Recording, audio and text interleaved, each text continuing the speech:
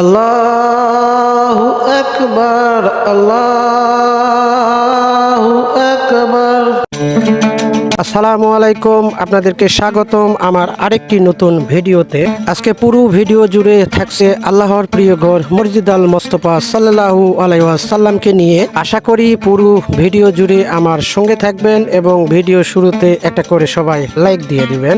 United group দেশের শীর্ষস্থানীয় একটি শিল্প গ্রুপ। আল্লাহকে রাজি খুশি করাই যেন তাদের ছিল মূল একটি লক্ষ্য।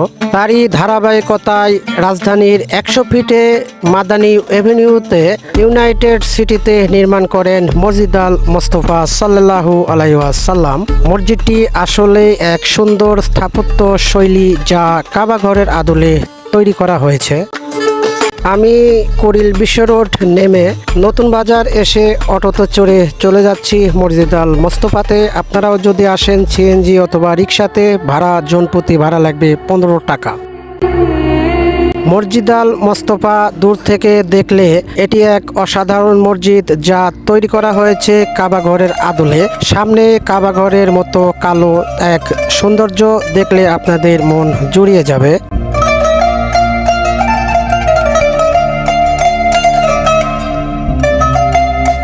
মসজিদ আল মোস্তফাকে ঘিরে আশেপাশে এক পর্যটক নগরীর মতো তৈরি হয়েছে।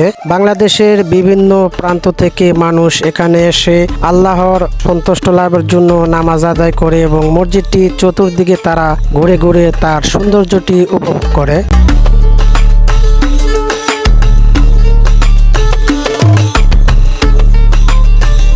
এই দৃষ্টিনন্দন মসজিদটির সবচাইতে আকর্ষণীয় দিক হচ্ছে সামনের অংশটি কাবা ঘরের আদলে কালো রং দিয়ে তৈরি করা হয়েছে পবিত্র কাবা ঘরের আকৃতি।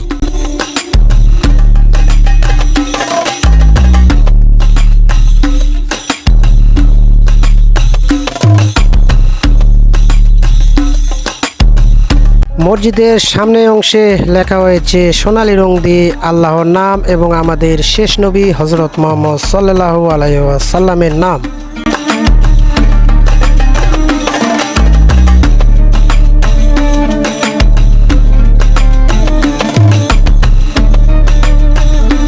মসজিদটির পাশেই রয়েছে ইউনাইটেড বিশ্ববিদ্যালয় যা আপনারা দেখতেছেন। এটিও এক দৃষ্টিনন্দন স্থাপত্য শৈলী।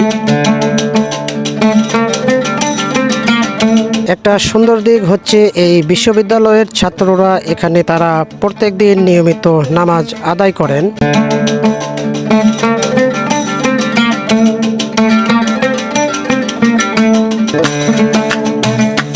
জুতা হাতে নিয়ে প্রবেশ করলাম মসজিদের মেন ফটকে। দেখতেছেন এক সৌন্দর্য, সবাই এখানে আরাম করতেছে নামাজ শেষে। যেহেতু এখন রোজার মাস, সবাই ক্লান্ত মনে এখানে আরাম করতেছে। তার সাইডে আছে অজুখানা। মুসল্লিদের জন্য জুতা রাখার জায়গা করে দিয়েছেন এবং সাইডেই রয়েছে লিফটের সিঁড়ি। এখন সিঁড়িটি বন্ধ আছে, ব্যবহৃত হচ্ছে না। যখন মানুষ বেশি হয় অথবা শুক্রবারে এটি খোলা থাকে। তার পাশেই রয়েছে লিফট, আপনারা চাইলে লিফট দিয়েও উপরে উঠতে পারেন। দেখুন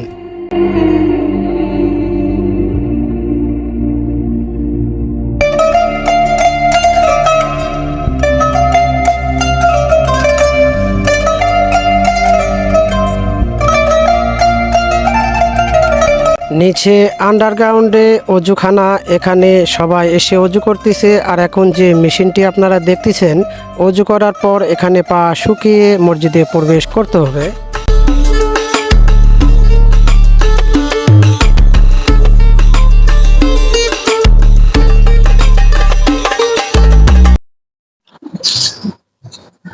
বন্ধুরা, আমি এখন অজু করব।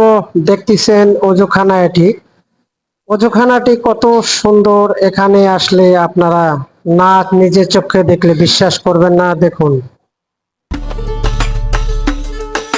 অজু শেষে আমি নামাজ আদায় করার জন্য মসজিদের ভিতরে অংশে প্রবেশ করতেছি। একটি আশ্চর্য বিষয়, এত বড় একটা মসজিদ, কোথাও আমি একটা বাল্ব দেখলাম না। আলোর সরবরাহ হচ্ছে কৃত্রিমভাবে এবং মসজিদে কোনো আলোর স্বল্পতা নেই। ভিতরে সব চকচক করতেছে, আপনারা দেখতেছেন একটাও কোনো লাইট নেই। এভাবে এটি তৈরি করা হয়েছে।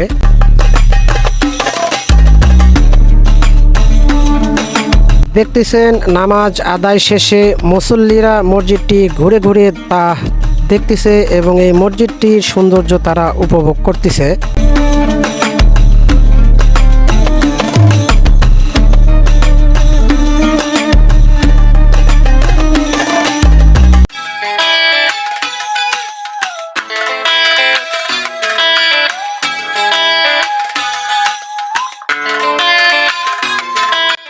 মসজিদটি 5 তলা বিশিষ্ট।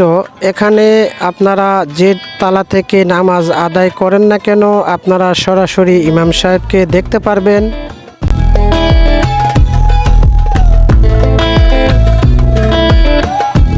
এখন যে অংশটি দেখতেছেন দেওয়ালে স্বর্ণালী কালারে খোদাই করে লেখা আছে মসজিদ আল মোস্তফার নাম এবং আমাদের প্রিয় নবী হযরত মুহাম্মদ সাল্লাল্লাহু আলাইহি ওয়াসাল্লামের নাম।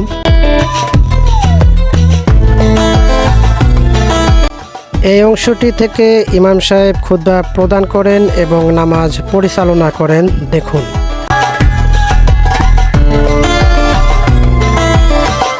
একটা জিনিস দেখে আমার খুব ভালো লেগেছে, আমি যা আগে কোনো মসজিদে দেখিনি। ছোট ছোট টুল অথবা বেঞ্চ তারা সাজিয়ে রেখেছে সামনে কাতারে। যাদের শারীরিক সমস্যা, দাঁড়িয়ে থেকে নামাজ আদায় করতে পারেন না, তারা এখানে বসে নামাজ আদায় করতে পারবেন, তার একটি সুব্যবস্থা এখানে করে রেখেছেন।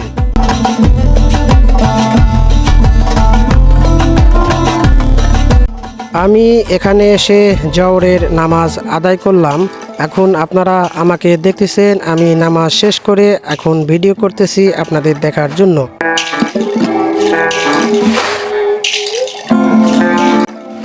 পরিশেষে একটা রিকোয়েস্ট, যারা আমার ভিডিওটি সম্পূর্ণ দেখেছেন আমার চ্যানেলটি সাবস্ক্রাইব করবেন এবং লাইক কমেন্ট শেয়ার করুন, আরও মুসলিম ভাই বোনদের দেখার সুযোগ করে দিবেন। আল্লাহ হাফেজ।